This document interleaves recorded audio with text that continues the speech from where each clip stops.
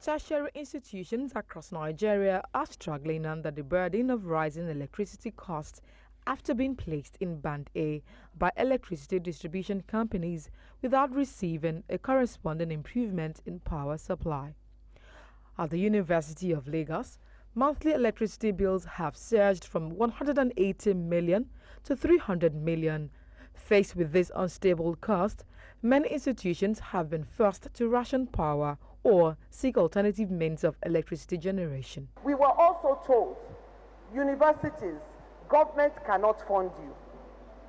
Go out and find IGR to sustain your system. Then the same government turns around and says, 25% we will take back.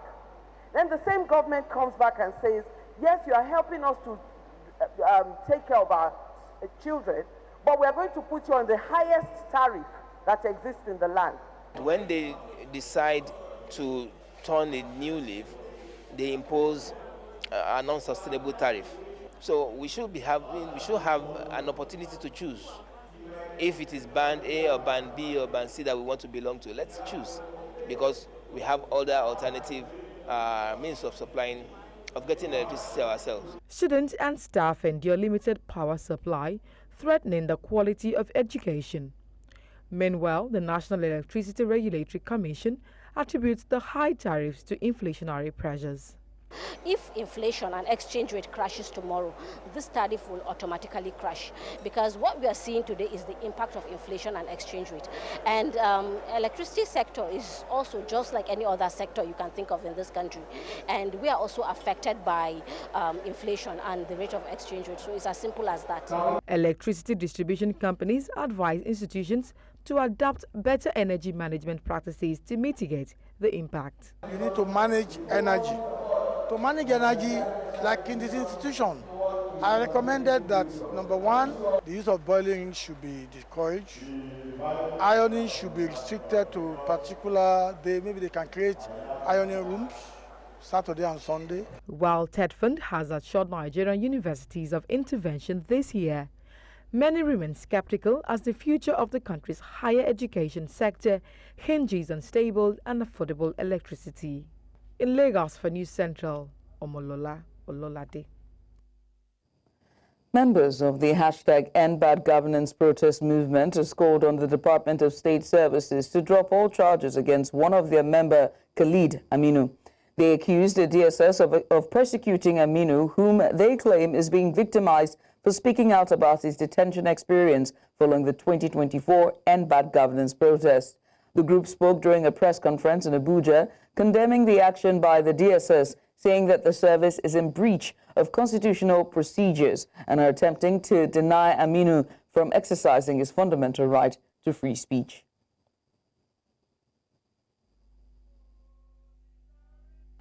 After his release, Khalid Aminu, who still suffers untold physical and psychological damages from his experience, has been telling his story in the process of exposing the sordid detail of the inner workings of Nigeria's ruthless security apparatus, especially the shadowy DSS.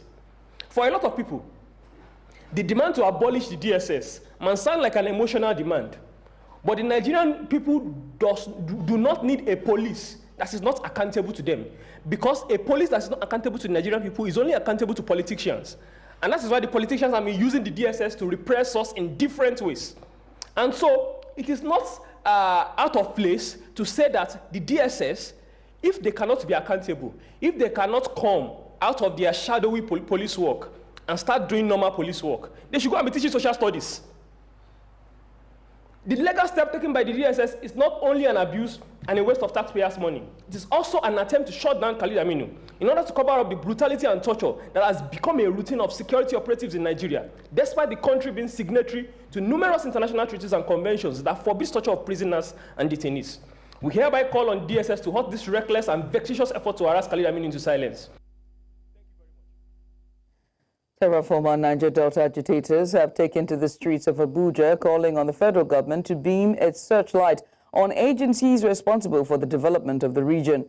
The agitators, comprising youths from the Niger Delta extraction, carried several placards with bold inscriptions expressing their displeasure marched to the National Assembly in Abuja, accusing the presidential amnesty program of not living up to its set-up objectives, and called on President Bola Tinubu to investigate the agencies and effect immediate leadership changes.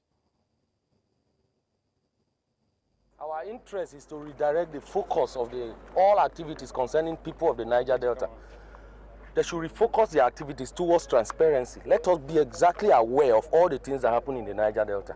People are there in the Niger Delta suffering. As I talk to you, people do not have water to drink. They don't have electricity. They don't live in good homes. But people sit back here in Abuja and squander resources belonging to the people.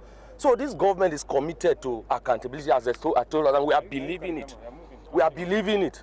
So now we want them to be so committed to the extent of getting people fired from offices where people are not discharging their responsibility.